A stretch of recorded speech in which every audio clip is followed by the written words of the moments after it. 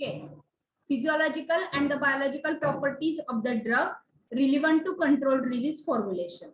म्हणजे कुठले कुठले वेगवेगळे फॅक्टर आपण कन्सिडर करतो control drug delivery system formulation बनवण्यासाठी, किंवा कुठल्या वेगवेगळ्या फॅक्टरवर कंट्रोल ड्रग रिलीज सिस्टीमचा इफेक्ट होतो. There are majorly two factors. First, it is a physicochemical factor. Second, there is a biological factor. What is the physicochemical factor? In that first factor, it is a solubility. What is the effect of the solubility? Low aqueous solubility have a low bioavailability. ज्या ड्रगला कमी solubility असती त्या ड्रगची bioavailability पण कमी असती. It is a simple logic. बरोबर आहे. Drug डिझॉल्वच नाही झालं तर ऍब्सॉर्ब होईल का? नो. सो ड्रगला जास्त लो solubility असती, that drug is having the low aqueous or oral bioavailability. The drug having the good solubility of the stomachs are the poor choice for the controlled drug delivery system. म्हणजे ज्या ड्रगची solubility चांगली आहे त्या ड्रगला घेऊन आपण control drug delivery system नाही बनवायची शक्यतो. It is a poor choice, नाही सिलेक्ट करायचं. The water solubility limits the loading efficiency of the drug into the variety of the carrier systems such as the liposomes, microparticle, whereas high soluble water drugs tends to leach faster through the carrier. म्हणजे जे drug highly water soluble आहेत तर ते drug जेव्हा आपण देतो orally त्यावेळी gastric environment मध्ये पटकन रिलीज होतात. क्लिअर? मग जर समजा एखादं व्हेसिकल बनवलं लिपोझोम सारखं, त्याच्यामध्ये ड्रग एंट्रॅप केला आणि तो जर स्टमक थ्रू दिला तर गॅस्ट्रिक एन्व्हायरमेंट मध्ये गेल्या गेल्या तो लगेच रिलीज होऊन जाईल, लगेच डिझॉल्व्ह होईल. All of you clear? आणि त्यामुळं त्या ड्रगचं टॉक्झिसिटी वाढेल. का? तर आपण त्यामध्ये ड्रग लोड केलाय 2दा 3 4 दिवस रिलीज होण्यासाठी. So it will be releases at once. All of you clear? The solubility factor, highly water soluble drugs can not be selected for the drug release system or for the control drug delivery system because there is a chances to release the drug within a one time. All of you clear? Then the next factor, the pH dependent solubility, that particularly the physiological pH ranges would be another problem for the control drug delivery system. म्हणजे जसं आपण पहिले polymer शिकलो, some polymers is having the degradation in a particular pH. जर एखादं polymer stomach environment मध्ये degrade होतंय त्या पर्टिक्युलर पीएच ला त्या पॉलिमरचा डिग्रेडेशन होतंय, आणि जर तो पॉलिमर आपण घेतला for the formulation of the control drug delivery आणि जर तो पॉलिमर ओरली घेतला त्या पर्सननी तर तिथं जर समजा त्याचं ड्रग डिग्रेडेशन झालं तर whether it is effective for the whole process? No. म्हणजे pH dependent action is also important. Next, the biological factor classification allows the estimation the 3 major factors like the solubility, dissolution and the permeability. म्हणजे BCS classification जे आहे biological system that will be tell about the solubility and the permeability. मग त्याच्यावरून आपण select करू शकतो. Class 3 drugs are the high solubility and the low permeability, while class 4 drug it is a low solubility and the low permeability. These drugs are the poor candidate for the controlled drug delivery system. म्हणजे हाय solubility असणारे 3 3 molecule and class 4 molecule हे mostly control drug delivery system साठी use करत नाही. Everyone clear? The next factor, it is a drug stability. What is the drug stability? The drug in a solid state undergoes the degradation at many slow rate. जे काही drug आहेत ते degradation through जातात in a slow rate मध्ये. त्यानंतर drug in a suspension और in a solution. म्हणजे solid state मध्ये असणारे ड्रग आहेत ते स्लोली डिग्रेड होतात दॅन सस्पेन्शन आणि सोल्युशन. म्हणजे काय?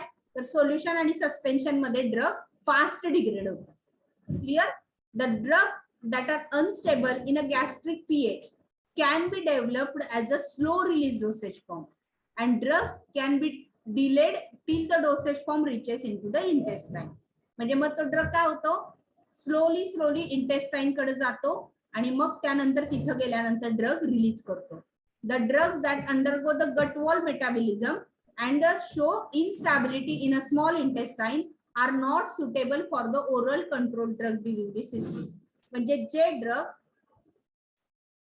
गट वॉल मेटाबॉलिझम मध्ये डिग्रेड होणार आहेत किंवा जे ड्रग इंटेस्टाइन मध्ये स्टेबल नाहीये अशा ड्रगचं कंट्रोल ड्रग डिलिव्हरी सिस्टीम बनवायची नाही. का नाही बनवायची? का तर ती स्लोली रिलीज होताना स्टमक मधनं इंटेस्टाइन मध्ये जाईल आफ्टर सम टाइम्स, आणि इंटेस्टाइन मध्ये गेल्यानंतर if that is not suitable there, म्हणजे त्या ड्रगचं ऍब्सॉर्प्शन इंटेस्टाइन मधनं होतच नाहीये, we know that, then what is the need to become a sustain release. Stomach मध्ये जर ड्रगचं ऍब्सॉर्प्शन होत आहे तर त्याला सस्टेन रिलीज करून आपण का बरं इंटेस्टाइन पर्यंत पाठवायचं? आपल्याला माहिती आहे already it is not absorbed in the intestine. All of you clear? So drug stability is also important part while we are considering the selection of the drug for the drug delivery system. Then next, it is a molecular size and the diffusivity. Molecular size and the diffusivity. Diffusivity is defined as the ability of the drug diffuse through membrane. Clear? And it is inversely proportional to molecular size. म्हणजे काय? तर ही अशी capacity आहे ड्रगची की ती काय सांगते? The drug is having the property to transfer through the membrane. म्हणजे एखादा ड्रग मेम्ब्रेन मधून ट्रान्सफर होतो, म्हणजे इकडनं इकडे जातो. क्लियर? सेलच्या इनसाइड मधनं आउटसाइडला जातो किंवा सेलच्या आउटसाइड मधनं इनसाइडला येतो. It is clear? It is a capacity is called as a diffusivity. Diffusivity, everyone clear? आणि मग ही डिफ्युजिव्हिटी कशावर डिपेंड आहे?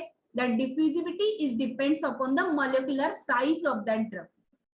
All of you clear? म्हणजे मॉलिक्युलर साइज कशी आहे त्या ड्रगची त्याच्यावर ही कॅपॅसिटी डिपेंड आहे. जर जास्त मॉलिक्युलर साइज आहे, एकदम सिंपल लॉजिक आहे, आपल्याकडे चाळणी आहे, क्लियर, आणि चाळताना त्याच्यामध्ये थोडेसे पार्टिकल्स आहेत. ज्या पार्टिकलची साइज छोटी असेल ते पहिल्यांदा चाळणीतनं खाली पडणार आहे. It is a simple logic, आपण बघत आलोय लहानपणापासून. क्लियर? तेच जर molecular that particle is nothing but the molecular size thing. म्हणजे एक तर छोटे मॉलिक्युलर साइजचे कंपाऊंड, मोठे मॉलिक्युलर साइजचे कंपाऊंड जे चालतो आपण ते, आणि that sieve is nothing but the membrane. Clear? लक्षात येते सगळ्यांच्या? मग छोटे पार्टिकल आहेत means slow, less molecular size आहे, दॅट आर इझिली परमिट. का? तर त्यांची साइज बारीक आहे आणि त्या मेशची साइज थोडी मोठी आहे, त्यामुळे त्यातलं छोटे पार्टिकल खाली पडणार आहे. All of you clear? Means the compound which is having the high molecular size are not easily permeate. So more than 95 of the drugs are absorbed passively diffusion. म्हणजे बऱ्यापैकी आपण जे यूज करतो 95% ड्रग हे without energy absorb होतात. का? तर त्याची मॉलिक्युलर साइज आपण बऱ्यापैकी छोटीच घेतो. Clear? The drug which is having the example of the drug which is difficult to make the controlled release rate medication like a protein and peptide. Protein आणि peptide काय? Large molecular size compound आहेत, complex आहेत, bulky आहेत, chain आहे. So it is having the difficulty. For example आपण एखादी साखर जर आपण चाळायला घेतली, क्लिअर, आणि त्या साखरमध्ये कसल्या तरी काड्या, काडेपिटीच्या काड्या फॉर एक्झाम्पल, तर काय होणार आहे? चाळताना साखर खाली पडणार आहे, बट त्या काड्यापिटीच्या काड्या काय होणार आहे? तिथं वरच राहणार त्या चाळणीच्या. Why? Because it is a straight chain, same like a protein and peptide. It is a chain molecule. ते चेन आहे. चेन असल्यामुळे काय होतंय? It will not pass through that sieve. Clear? So it is very difficult to make their control release. का? तर त्या पोर मधनं जातच नाहीये, मेम्ब्रेन मधनं पासच नाही होते, मग त्याला कंट्रोल रिलीज, सस्टेन रिलीज बनवणं it is quite difficult. All of you clear? So molecular size and diffusibility, how it is important for the selection of the controlled release formulation. All of you got idea? Then next, partition coefficient. What is the partition coefficient? It is the ability of the drug to be equally distribute their self in a oil phase with an aqueous phase. Simple logic. एखादा glass घेतला, त्या ग्लासामध्ये पाणी टाकलं, वरतून तेल टाकलं. Clear? These are the both phases. एक phase झाली ऑइल फेज, पाण्याची फेज झाली एक्वियस फेज. त्यामध्ये आपण एखादा रंग टाकला, that colour is nothing but the drug. जर तो ड्रग लिपिड सोल्युबल असेल, ऑइल सोल्युबल असेल, तर तो कलर काय होणार आहे? ऑइल फेजला कलर करणार आहे. आणि जर तो कलर वॉटर सोल्युबल असेल तर तो वॉटरला कलर करणार आहे. But if that drug is having the ability to mix with a water as well as oil. सगळं सेम नसतं.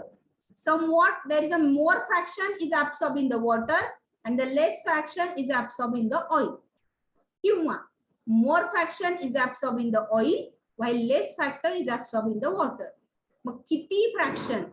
70% ते ड्रग पाण्यात मिक्स होते, 30% ड्रग वॉटर मध्ये मिक्स होते, किंवा 70% ड्रग आहे ते ऑइल मध्ये मिक्स होते, 30% ड्रग आहे ते वॉटर मध्ये मिक्स होते.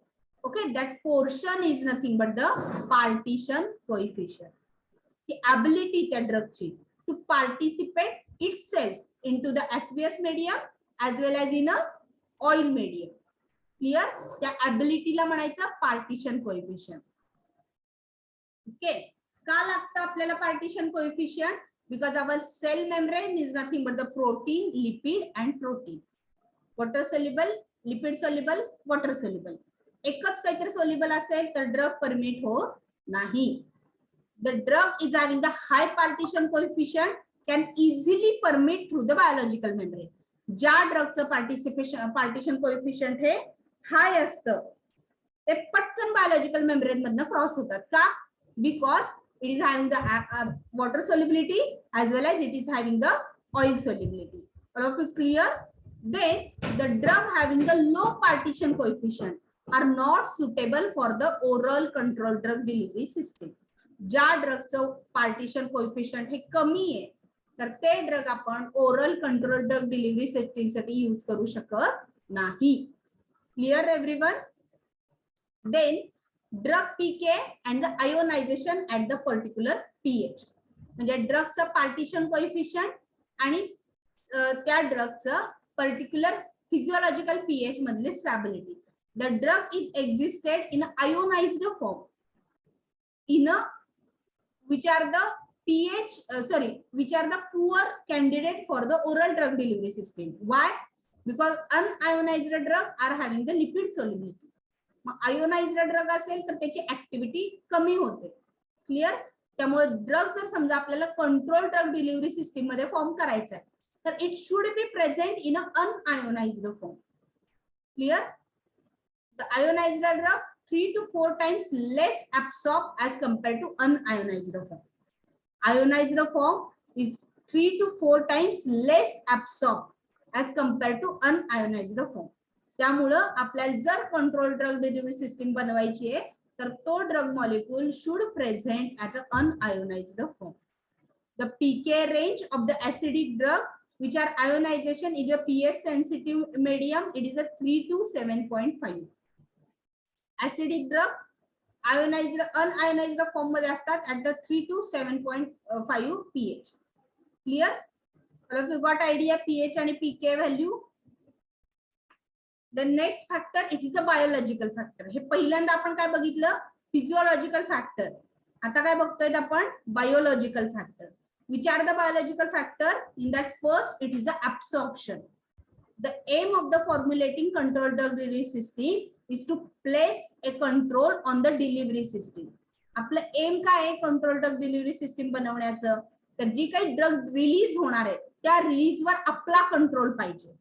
The desired quality of the oral drug delivery system that it should release the complete drug and that released drug should completely absorb. म्हणजे आपलं जे फॉर्म्युलेशन बनवतोय त्याचं एम काय आहे तर ते जे ड्रग रिलीज होतंय ते त्या व्हेइकल मधनं जे काही व्हेसिकल बनवतोय, जे काही फॉर्म्युलेशनची कॅरियर सिस्टीम बनवतोय तर त्या कॅरियर सिस्टीम मधनं 100% रिलीज व्हावं. जर सपोज एक पॅच बनवला, त्या पॅच मध्ये आपण 100 mg ड्रग टाकलं आणि त्या 100 mg मधलं 1 mg ड्रग त्या पॅच मधनं बाहेर आलं, 99 mg ड्रग त्या पॅच मध्ये चिटकून राहिलं, बाहेरच नाही येत. What is the use? 99% drug काय झालं? डिग्रेड झालं. चालणार आहे का आपल्याला? कॉस्ट ड्रग वर ठरते आपल्या फॉर्म्युलेशनची. All of you clear? Anyone have any doubt? मग त्यामुळं जर ड्रग रिलीजच नाही झालं तर इट शुड नॉट ऍब्सॉर्ब.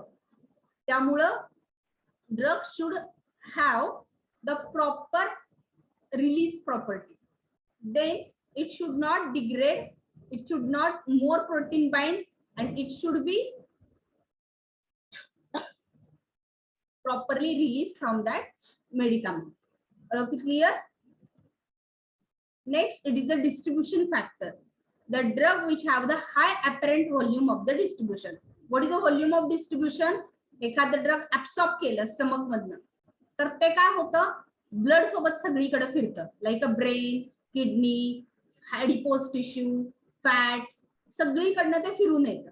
तर ते फिरून येताना काय करत असतं, प्रत्येक सेलला स्वतःचं थोडं थोडं थोडं थोडं फ्रॅक्शन देऊन येत असतं. That is nothing but the distribution.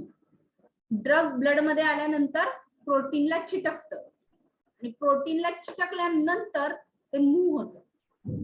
The drug which is a bind, the fraction of the drug bind to the protein and fraction of the drug will remain free in the blood. It's called as a volume of distribution. लक्षात येते सगळ्यांना? Protein bound झालेले drug आणि न bound झालेले drug ह्या दोन्हीच्या फ्रॅक्शनला म्हणतो आपण व्हॉल्यूम ऑफ डिस्ट्रीब्युशन. त्यानंतर जे फ्री वाले ड्रग आहे हे ऍक्शन दाखवतं. ऍक्शन दाखवतं, इलिमिनेट होऊन जातं. मग प्रोटीनला बाउंड असणारं ड्रग थोडंसं रिलीज होतं. परत ते ड्रग ऍक्शन दाखवतं, एक्सक्रीट होतं. परत उरलेल्या प्रोटीनला बाउंड असणारं ड्रग थोडंसं रिलीज होतं. हे कधीपर्यंत चालतं? To achieve the equilibrium in the both phases.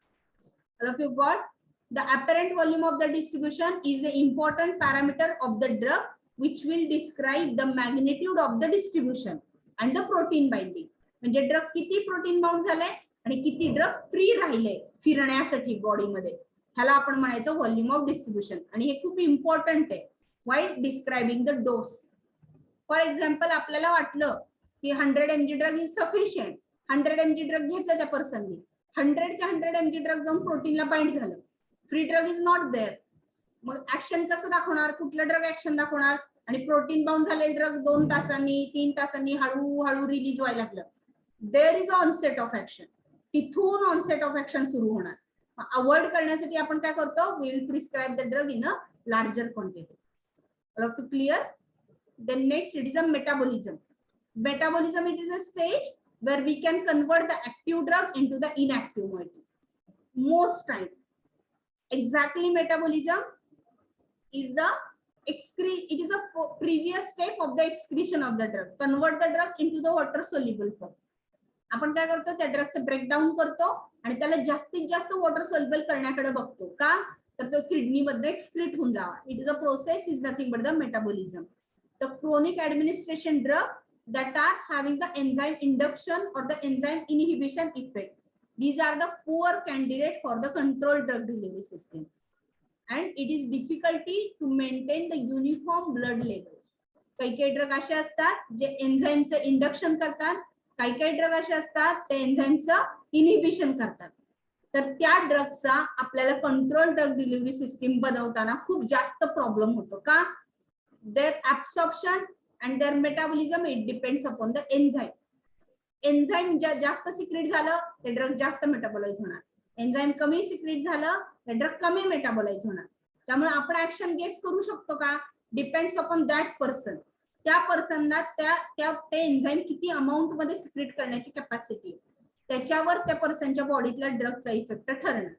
So अशा ड्रगला शक्यतो अवॉइड करायचा as a control drug delivery. का? तर घेणार आपण ती टॅबलेट, ती 2 दिवसाचा इफेक्ट दाखवणार टॅबलेट, आणि 2 दिवस स्लो रिलीज झाला आणि नंतर लक्षात आलं की या पर्सनच्या बॉडीमध्ये फास्ट मेटाबोलाइजच नाही होते, ड्रग तसंच फिरत बसते त्या पर्सनच्या बॉडीमध्ये. क्लिअर? Logic clear? मग त्याला आणखी टॉक्झिसिटी होईल. मग त्या केसमध्ये आपण काय करू शकतो? त्या पर्सनला पुढचा ड्रग अवॉइड करू शकतो. जर टॅबलेट घेतोय तो, एक टॅबलेट घेतली त्यानंतर आपण सांगू शकतो दुसरी घेऊ नका, का तर ऑलरेडी आहे तो ड्रगच ऍब्सॉर्ब नाही झालेला तुमच्या बॉडीतला. क्लिअर? पण जर सस्टेन डिलीज एकदा देऊन ठेवली तर 3 दिवस बघण्याशिवाय आपल्याकडे काही ऑप्शन नाही. All of you clear? So the metabolism is important factor well considering the drug for the control release. Then next it is a half life. The duration of action depends upon the biological half life. ड्रगचं action किती वेळ राहणार आहे हे त्याच्या half life वर depend आहे. The half life is greater than 2 hours are the most suitable for the controlled release system. म्हणजे ज्या ड्रगची हाफ लाईफ ही 2 तासापेक्षा जास्त आहे, तर अशा ड्रग आपण मोस्टली काय करतो? कंट्रोल ड्रग डिलिव्हरी सिस्टीम साठी यूज करतो. The half life will also affect the absorption, elimination and the metabolism distribution. म्हणजे हाफ लाईफ काय काय डिपेंड करते, metabolism, distribution and the elimination. Clear? Next factor, it is a therapeutic index. What is the therapeutic index? The margin of the safety can be described by the considering the therapeutic index, the ratio of the median toxic dose and the median effective dose. म्हणजे किती drug effective आहे आणि किती drug toxic आहे, म्हणजे किती dose थोडासा वाढला तर टॉक्सिसिटी होऊ शकते आणि किती ड्रग पाहिजे ऍक्शन दाखवण्यासाठी, या रेशोला म्हणायचं therapeutic index. The drug having the low therapeutic index are the unsuitable. म्हणजे काय, तर आपण काय ठरवतोय, समजा एखादा ड्रग 5 mg पाहिजे बॉडीमध्ये की to produce the pharmacological action. आपल्याला फॉर एक्झाम्पल सिडेटिव्ह पाहिजे ऍक्शन, झोप यायला पाहिजे त्या पर्सनला. जर झोप येण्यासाठी त्या पर्सनला to get the sedative action that person is required 5 mg drug. Clear? And if 5.5 mg drug is a toxic action, clear, that it is very difficult to maintain the balance between the 5 to 5.5. का? तर it is a reservoir. आपण नाही सांगू शकत ना, इतकं drug release we can control but not that much narrow index. Clear? मग त्या केस मध्ये आपण काय करू शकतो, एकच टॅबलेट देऊ शकतो 5 mg ची. आपल्याला शुअर माहितीये 6 mg रिलीज होणार आहे का, नाहीच होणार, का तर त्या असतानाच टॅबलेट मध्ये किती आहे 5 mg. क्लिअर? सो मग तशा ड्रगचं जर आपण कंट्रोल रिलीज किंवा सस्टेंड रिलीज बनवलं तर कंटिन्युअसली आपल्याला टेन्शन राहणार आहे. का तर बनवताना आपण काय केलंय, 3 दिवसाचा पुढचा डोस त्याला एका कॅरियर मध्ये एंट्रॅप केला, म्हणजे त्यामध्ये आपण टाकला किती 15 mg ड्रग. पण तरी आपल्याला टेन्शन राहणार ना की 5.5 चुकून जर थोडासा जास्त ड्रग रिलीज झाला तर it will causes the toxicity. So ज्या ड्रगची नॅरो थेरप्युटिक इंडेक्स आहे ते ड्रग नाही यूज करायचे for the control drug release system. असे काही काही ड्रग आहेत की अगदी 5 mg is effective to produce the pharmacological action and 50 mg is responsible to produce the toxic level action. एवढा काही ड्रग रिलीज होत नाही त्यातलं, एवढं शुअर आहे आपल्याला, का तर आपण टाकतानाच त्यात 15 mg टाकलं. Clear everyone? So therapeutic index is also important while considering the designing of the controlled drug delivery formulation. Then next, it is the size of dose. If the dose of the drug in a conventional dosage form is high, then it is a very less for the formulation as a controlled drug delivery. Why? Because the size of the unit dosage form of the release formulation is become too big and difficult to administer. म्हणजे एखादा drug असतानाच 100 mg पाहिजे आपल्याला, 100 mg. Okay, आपण आतापर्यंत 200 mg ची paracetamol tablet normally खाऊ शकतो. क्लिअर? मग आपल्याला माहितीये की जर त्या ड्रग म्हणजे ऍक्च्युअली जर आपण 200 mg पॅरासिटामॉल म्हणलं त्यात असतो किती 50 mg 100 mg पॅरासिटामॉल असते. क्लिअर? मग आपल्याला जर समजा त्या फॉर्म्युलेशनचं कंट्रोल रिलीज बनवायचं, पॅरासिटामॉलचं बनवायचं आपल्याला कंट्रोल रिलीज, आणि आपण किती दिवसांसाठी बनवतोय, 4 दिवसांसाठी नाही तर 5 दिवसांसाठी बनवतोय. क्लिअर? आपल्याला 500 mg ची टॅबलेट बनवायची आहे आणि ती मग चिल्ड्रन मध्ये देऊ शकतो का आपण? No, because the tablet size become a much big and it is very difficult to swallow. मग त्या केसमध्ये कुठले ड्रग यूज करायचे, जे छोट्या छोट्या पिल्स बघतो आपण बारीक, Lomotil, it require very minute quantity, तर त्या ड्रगच्या आपण मोस्टली काय करायचं, कंट्रोल ड्रग डिलिव्हरी फॉर्म करायची. का तर जेवढा जास्त ड्रग लागणार आहे तेवढे जास्त साईज मोठी होणार आहे फॉर्म्युलेशनची and that will be difficult for the administration. Then next, it is a absorption window. Certain drugs is orally absorbed from the specific GI tract and that part is known as the absorption window. म्हणजे तेवढ्याच एरियातनं तो drug absorb होतो. मग ते कुठून absorb होतं हे आपल्याला कळलं पाहिजे.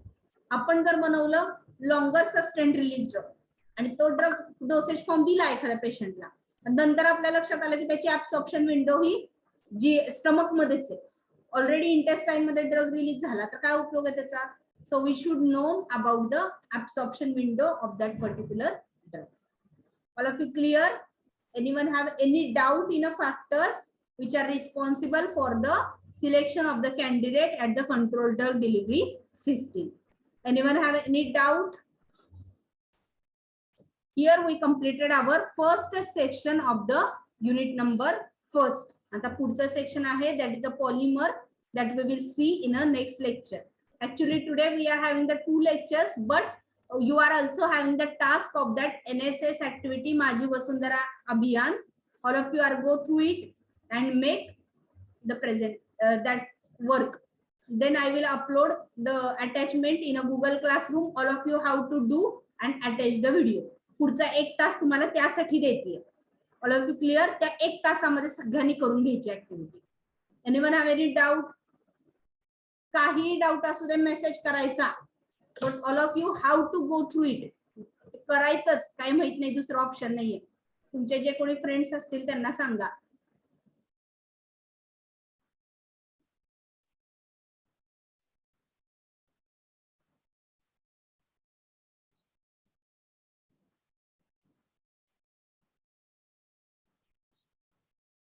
Wait for 1 minute. I will take the attendance.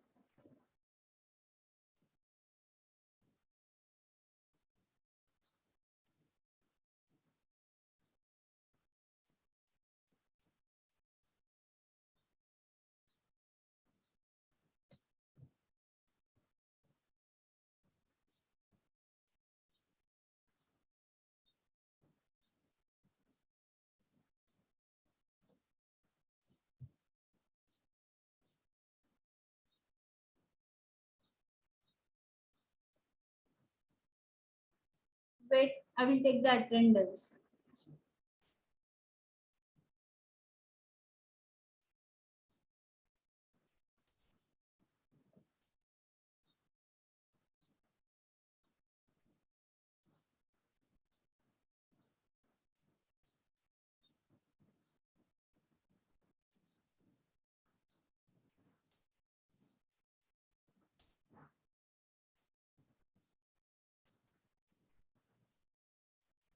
Roll number 1 is absent.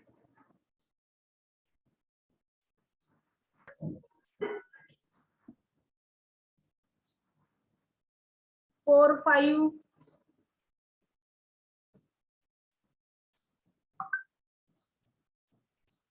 8, 9.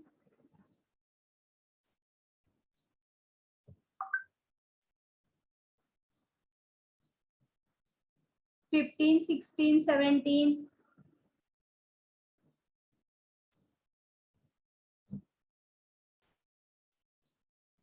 19, 20.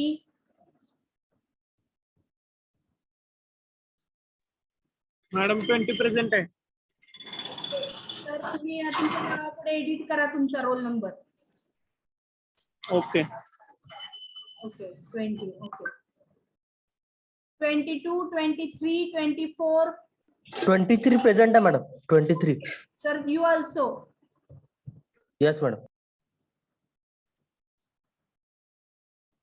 27.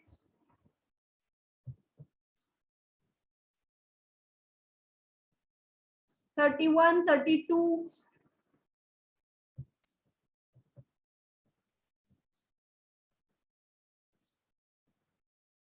37, 38.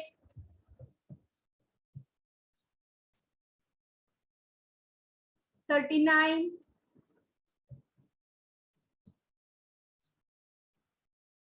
44.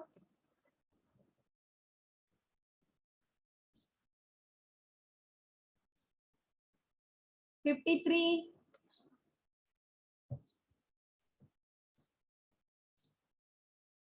58.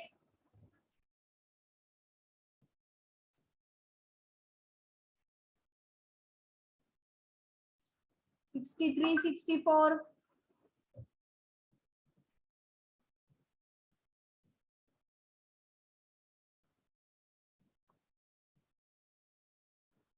'Okay, all of you